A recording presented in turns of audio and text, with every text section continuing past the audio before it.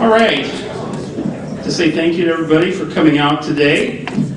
My name is David Fisher. I was born right here in Cedar Rapids, as a matter of fact, and it's my honor to be Iowa Vice Chairman for Dr. Ron Paul's campaign for president. I would like to start out today by asking a few questions. I'd like you to clap your hands and kind of let me know what you think. I wondered if you are concerned about the direction our country's headed.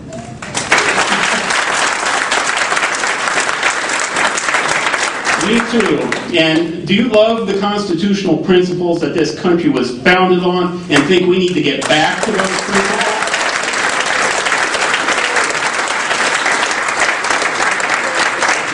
And finally, are you optimistic in spite of everything that, and agree with me, that Ron Paul and the principles that he champions are our greatest hope to restore America now?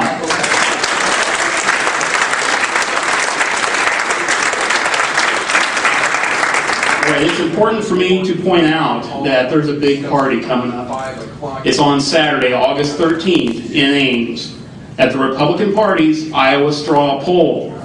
And I want you to come out and be a part of it. We're going to have a lot of fun that day at the Ron Paul tent.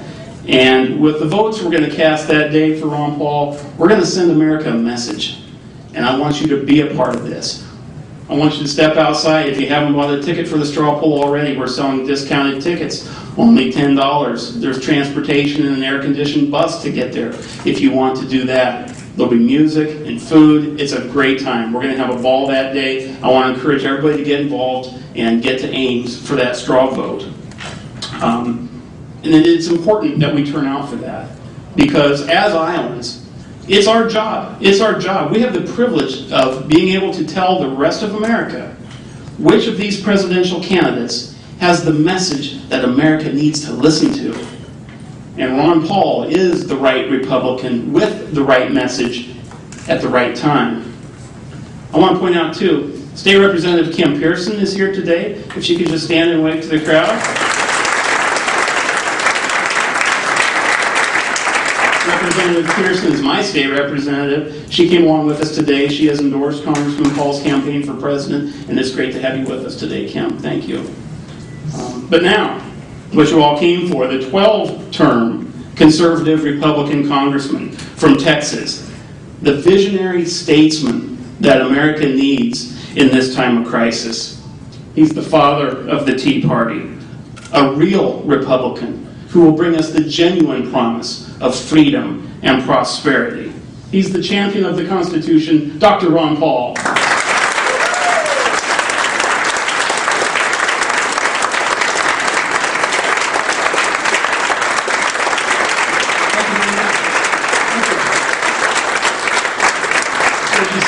to see everybody, and David, thank you for the introduction. Kim, nice to see you here. Appreciate you all coming out. I know politics are very important, but sometimes we get fooled ourselves thinking that everybody cares about everything we do, every instant, but a lot of people don't come out to political events, so I see people like you as being the exception and concerned and very interested in what's happening. And your response to the questions indicates to me that your concerns are like my concerns. And the only problem I've had with this is that I agree we have a mess and we ought to be concerned. My problem is that I was concerned in the 1970s, thinking that we're going to get into big trouble someday, because I sort of thought I could see the handwriting on the wall once we had a breakdown of our monetary system, which meant that Congress never had to be restrained. Why would politicians be restrained if they can get reelected by voting whatever the people want? And then if you don't have enough tax money, you can't borrow enough, you just print the money. That never made any sense to me, and I thought, well, this is going to lead to a lot of trouble, and it has. And it's very hard for me, I think it's very hard for anybody to understand the mess we're in without understanding the monetary system. So I do talk a lot about that, and I've sort of simplified the whole thing about the Federal Reserve. I think the Federal Reserve ought to be audited, and then we ought to restrain or get rid of the Federal Reserve.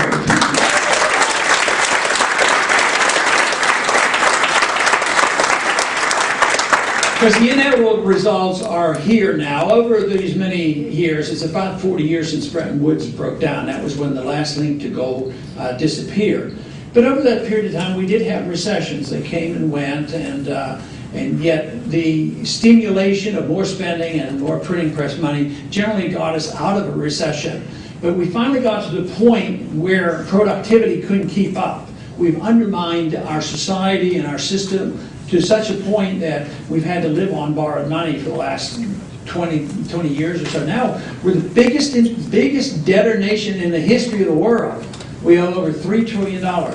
In contrast to the country that we see and look down upon because we think of them as old-fashioned communists, which they no longer are. The Chinese are pretty good at capitalism right now. They make stuff and they save money. They have $3 trillion in the bank. Well, we're over in Afghanistan losing lives and wasting all this wealth that we have. The Chinese are over there buying up natural resources. So I would say that the old days were a little bit better when we were more capitalistic, where we worked hard and we got to keep what we earned. Today, we are seeing the results of living on borrowed money. An individual or a country that lives beyond themselves will have to live beneath themselves. I mean, if it's artificially high, once you get caught up, you have to pay the bills. And individuals recognize this a little easier. You just don't get another credit card, and you have to quit spending. You have to either get another job or go into bankruptcy. A country is a lot different. A country can delay it. And we have been able to delay it especially long because after the Bretton Woods agreement broke down, they allowed us to have the ability to have the dollar as the reserve currency of the world. It was to be used as if it were gold, but it wasn't gold. And therefore, we had tremendous benefits on the short run, but the long run is here today, and people aren't going to accept the idea that we can just print money and buy whatever we want. If that would be the case, if this would continue, that would mean that Americans don't have to work ever again. All we have to do is have the Federal Reserve there printing money. And obviously that can't work.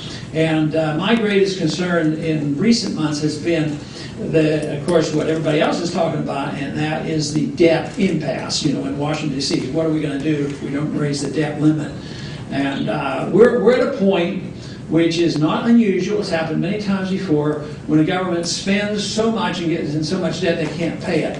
When governments get this fall, the bad news is they always default. They always default because even though there's theory is that you could work your way out of it, and I work with the assumption that maybe we'll wake up, but history has shown that they always default.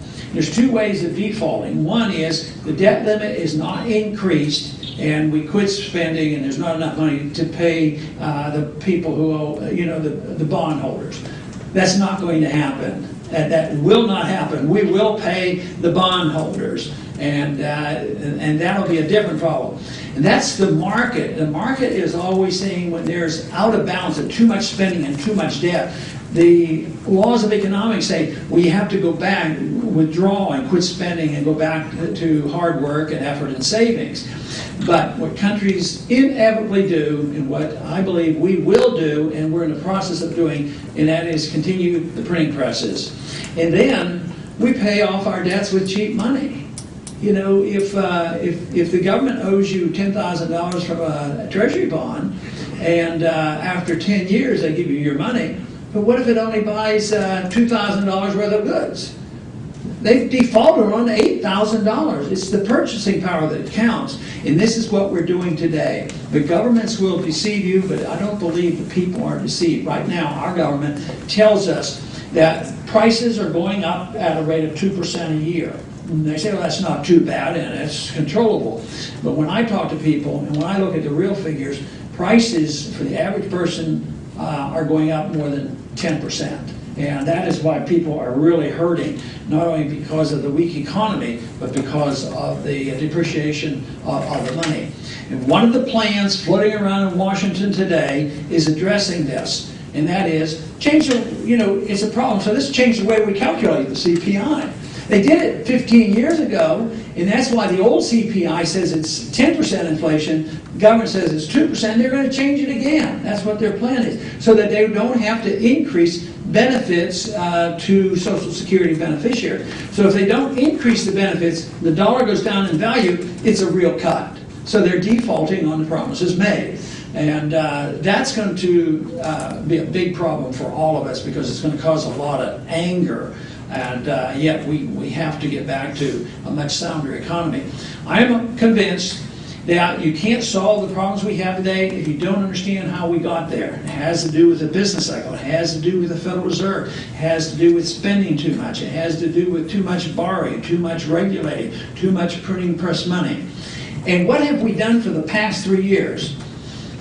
Increase the spending, increase the borrowing, increase the regulation, increase the printing money, and it's not working. And so you can't solve the problems by just doing more of the same thing. And yet, we will have to face up to what's happening today. The reason they haven't come up with an easy answer, because there is no easy answer. I am convinced, though, if you did the right thing, if you just told the people the truth, said we can't pay our bills, and then restored a free market economy, restored sound money, restored the principle that says that not only is the government not allowed to steal the wealth from your dollar, but the government shouldn't assume they own your income when you're working. Today, the government says they own your income and they let you keep a certain percentage. Now, if you accept that on principle, the next step is you really reject the whole notion of an income tax. And that is what I believe in.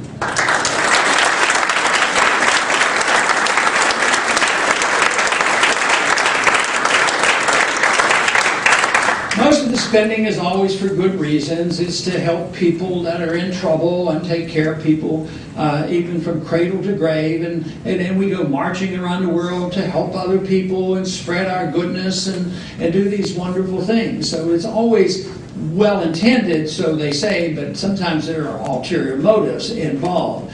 And we have been doing that for way too long. So as a people, we really have to make the decision. Yes, Congress has a lot of responsibility, the President has a lot of responsibility, but ultimately, if things are to work, the people have to accept a certain notion. The question you have to ask, and we have to help you answer it, is what should the role of government be? This is what the founders and our early settlers asked. What is the role of the British government on us? And they didn't like it, and so they changed it.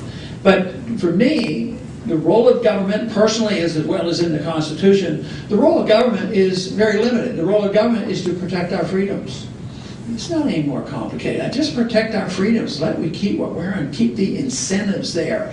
And yet today, it's totally out of control. If you read the Constitution carefully, the Constitution is mostly prohibitions. You can't do this, you can't do this, you can't do this. Article 1, Section 8 says what you can do, and they stuck on Amendment number 9 and 10 to make sure that the government wouldn't be doing all these things, and yet, if you wanted government, and you want government to be involved, it goes back to the states. But unfortunately, we have lost that. We're in many ways, in a constitutional crisis because the Constitution has so little meaning. There's not much meaning there. And it started off with things like, in the 50s, our government started getting involved in public education. Always for good reasons, do this and that, and raise the quality of care in all the states, and everybody has equally good education. Now we have equally bad education as a result. So on that instance, I used to say they shouldn't be there, but if you come down to that conclusion, then there's no need for the Department of Education. We should have it.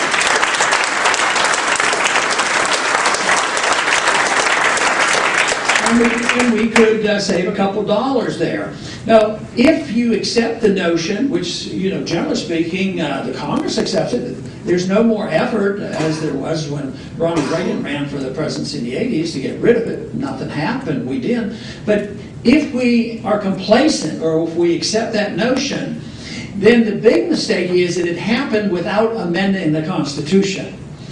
if gold and silver still is legal tender under the Constitution, but now they say Federal Reserve notes are illegal tender, and if you use gold and silver, you go to prison, that means they ignore the Constitution. If they aren't protecting our civil liberties and our privacy, and they're protecting only government secrecy, and they have agencies of government like BATF and the Homeland Security and the TSA agents violating our liberties all the time, if we allow it to happen, then we've allowed the Constitution to be changed in an improper manner. And therefore, what we have left is not all that great. I mean, the people, there's so little respect and really little understanding, because we've endured, you know, probably 70 or 80 years of an educational system that taught everybody to understand the Constitution in a different fashion. And that is, the General Welfare Clause means you can endorse the whole welfare state. Oh, the Interstate Commerce Clause means that you can regulate every single product ever made and let the federal government control it.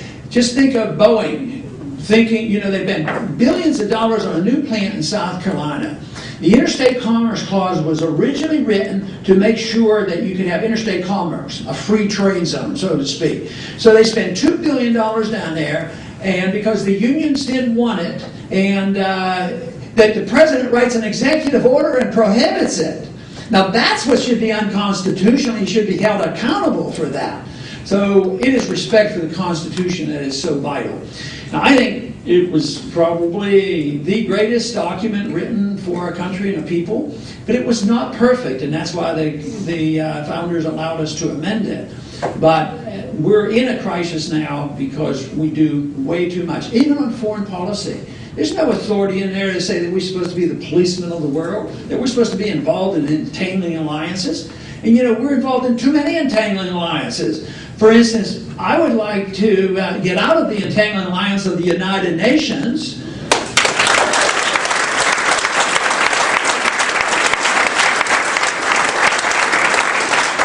The IMF, the World Bank, the WTO, and NAFTA and CAFTA and all the rest. Why don't we defend the sovereignty of this country and set an example for the world? People sometimes will accuse me of saying, well, you don't like to go over there and interfere and tell other people what to do. That means you're an isolationist. Well, it's not the case. I want to have trade and travel and visit with people and be friends with people, which is quite a bit different. But if we accept this idea that the government should always be doing this and running things, let me tell you, we're not going to have much left. We're not going to have free trade. We're not going to have a productive economy. We're not going to have sound money. And it's basically the fact that we haven't followed the Constitution. So if you can agree that we got into this mess because we don't respect the rule of law, I'd like to make a simple suggestion. Why don't we have only people, not only in the Congress, but in the White House that truly believe and will enforce the Constitution?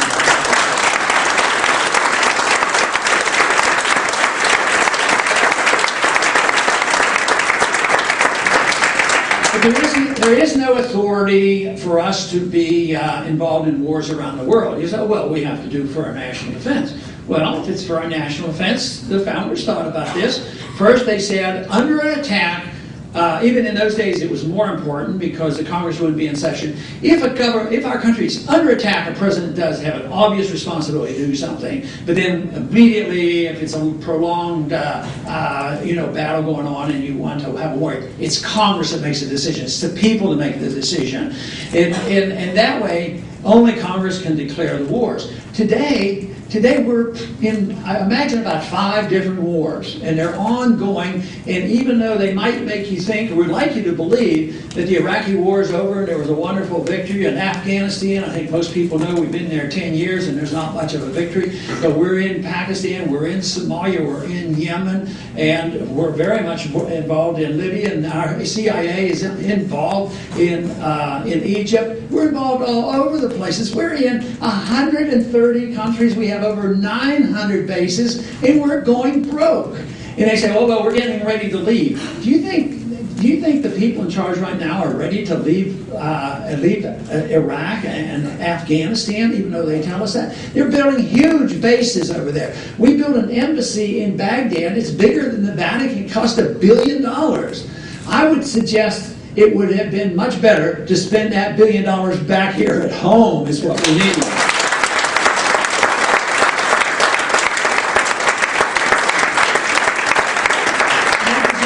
My position on foreign policy obviously has economic ramifications, and that is, if you don't fight wars that are undeclared, there's not very many wars are going to be fought if I'm president, I'll tell you what. And the president does have authority to move the troops. There's some things that I'd be very, very cautious to make sure that Congress acts responsibly and put pressure on them to do it. But when it comes to troop movements, the president has the authority to move the troops. It's no declared war. So guess what I would do? I would bring the troops home. Yeah.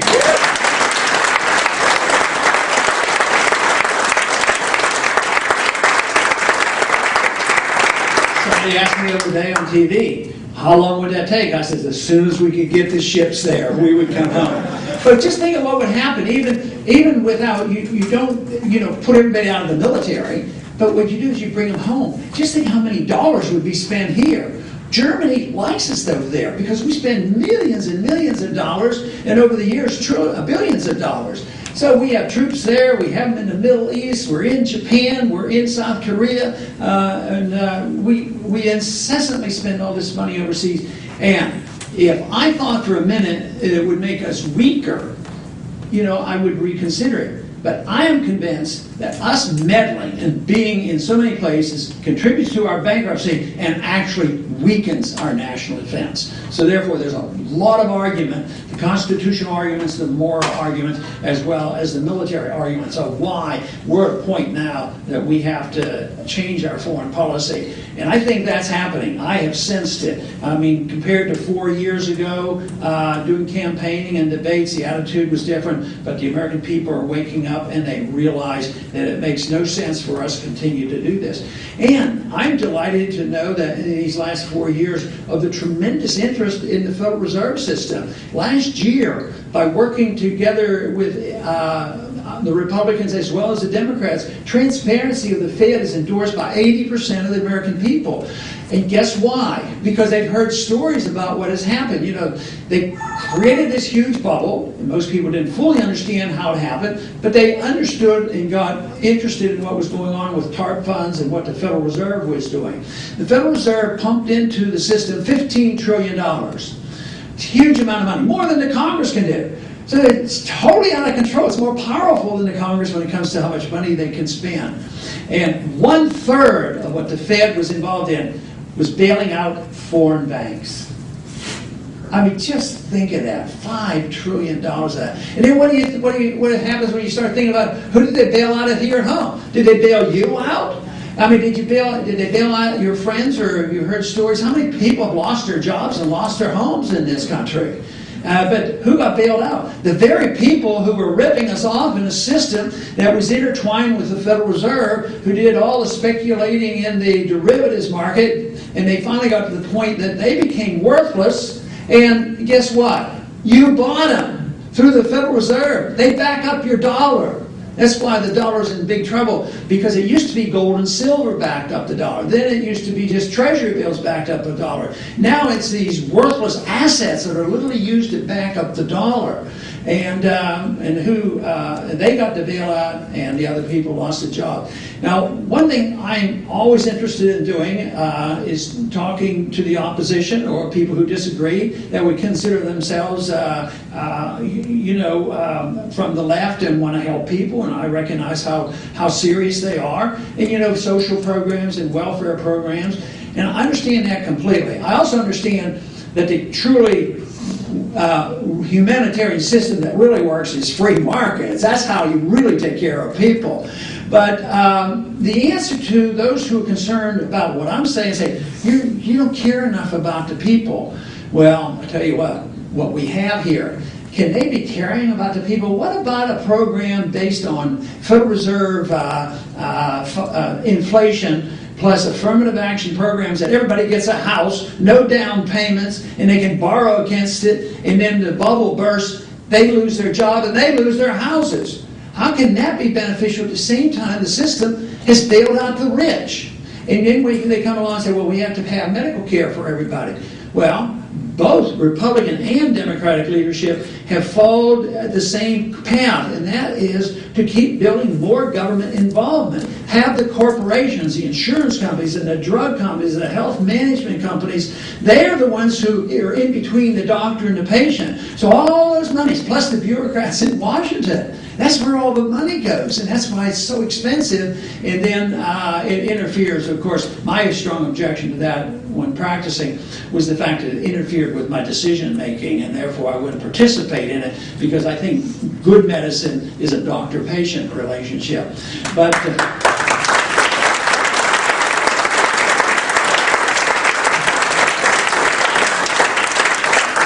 I have been a strong advocate for the freedom philosophy for a long time.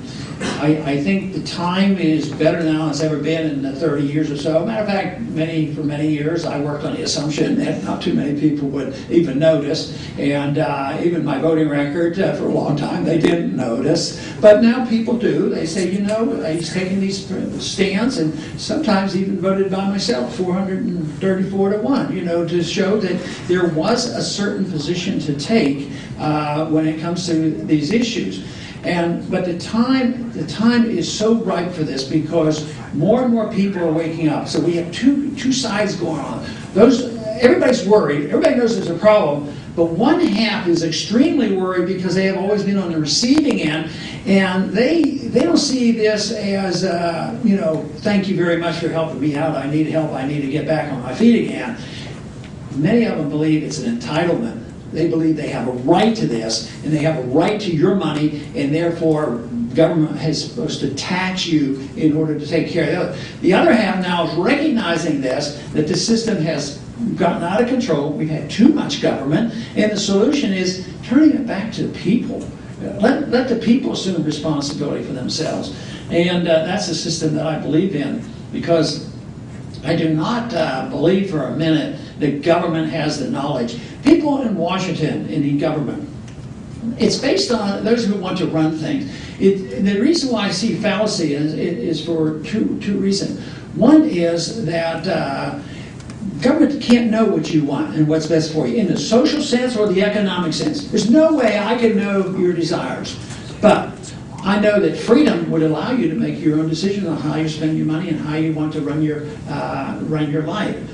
But if you turn it over to government, even though they think they're omnipotent, when they make a mistake, it affects every one of us. If you have the right to run your life and spend your money and you make a mistake, yes, you could get into trouble. But you don't have a right to go crawling to the government and say, I want my neighbors to take care of me. So there's a lot of responsibility put into this system where we actually recognize what liberty is all about. We had the most fantastic taste of that in this country in our early years. But since the 30s, I would say we have gone in the opposite direction. And that's why we're a debtor nation with less freedoms and more war. And this has to be reversed, because it will not be a nice place to live in if we can't reverse this. Now, they won't be able to create the wealth. There could be a lot more chaos, but that means if the authoritarians win, it's going to be with an iron rule. And believe me, they're there. I was one time sitting on a House floor, and it was one of these personal issue votes, and I said, why are you voting on this? Why do you have to tell people what they can do all the time? And he, with a very straight face, honestly says, they're not smart enough to know. And I thought, isn't that a disaster? Sure, somebody might make a mistake, but what happens when that guy makes the mistake? And believe me, there are plenty of mistakes. The whole concept of central economic planning is a big mistake, and that's why it has to be challenged. So I am a strong believer in our Constitution, change it when we have to, but I'm a strong believer that free markets work. It's humanitarian. The principle of liberty protects you in your social values. It protects you in your school values. It protects homeschooling. It protects you in your religious values and church values.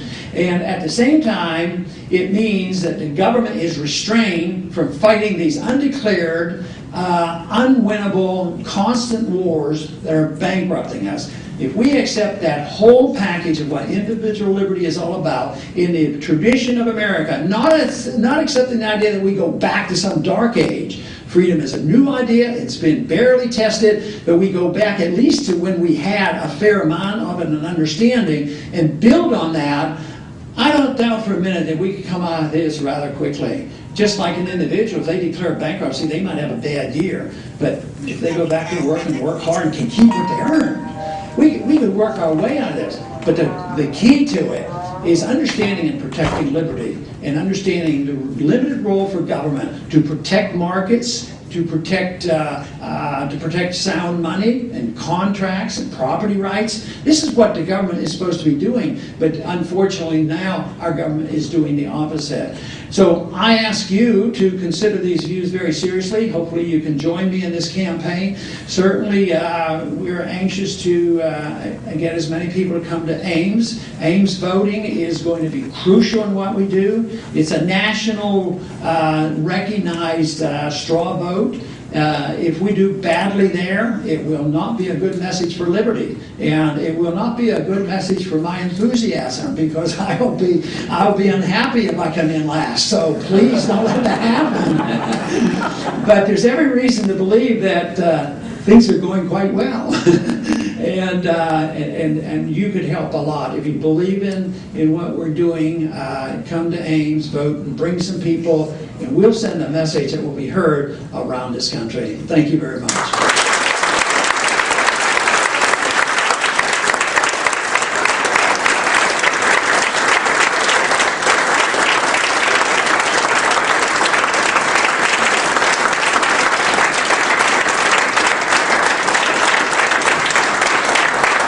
All right, folks, my fellow Iowans, does this sound like a message the rest of America needs to be hearing? But you can be a part of that. Nobody else can be a part of this. Only us Iowans can go to Ames and vote in that straw poll. And we can take the message that you just heard and magnify it and elevate it just by going to Ames and casting a vote for Ron Paul in that straw poll on August 13th. Please step outside when we're all wrapped up here. Get signed up. Transportation, entertainment, food, a great day, tremendous speakers, including, of course, Dr. Paul. It's going to be a really good time. I want you to come. I want you to bring your friends. I want you to bring some family, anybody you can bring with you. We have the opportunity to magnify this message and elevate it and send America a message out of Ames on August 13th. So I'll hope that you will do that. What we'd like to do now is we're going to have an opportunity for Dr. Paul to answer some questions. We're going to begin with folks from the press that are here today. If anybody from the press has a question that they'd like to ask the Congressman, please raise your hand, let me know, and this is going to be your opportunity to do that.